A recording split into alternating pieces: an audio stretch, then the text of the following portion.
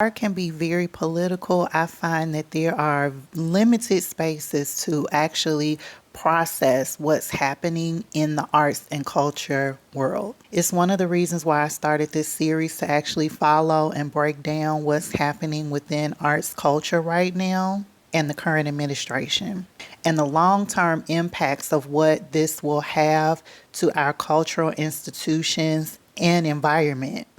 So stick with me related to this. Did y'all see that 7 days ago, Trump issued a new executive order directing the classical architecture serve as the default style for federal civic buildings across the United States?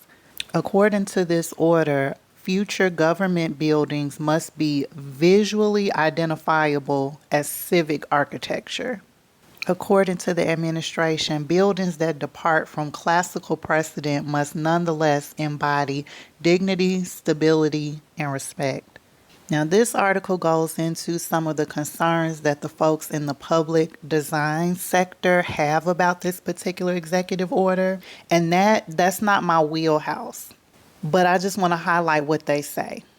The concerns are that there will be a retrogressive return to architectural forms that once defined the civic sphere. It risks narrowing the scope of public design to a single state-prescribed vocabulary. Now, even though public design is not within my wheelhouse, visual culture is.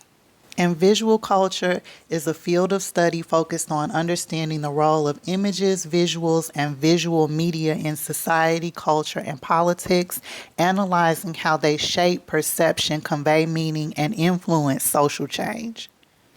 Things like architecture, digital imaging, advertising, popular media, fine art, right? These are all visual forms.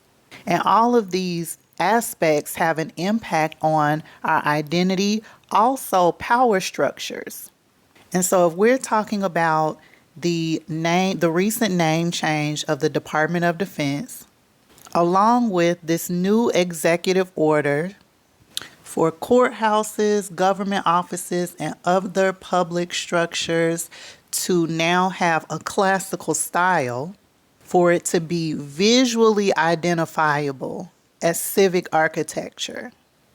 What will that signal for our identities, but then also how we process power? Now, Trump says that the policy is an effort to align federally funded architecture with public sentiment. Apparently, he says that American taxpayers are arguing that we prefer classical and regionally inspired styles to the modernist and brutalist approaches introduced in the 1960s.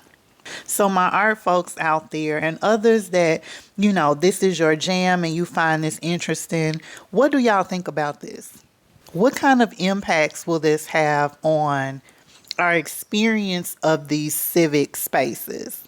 What will the change in our architecture at these particular locations be like once they are back to classical architecture?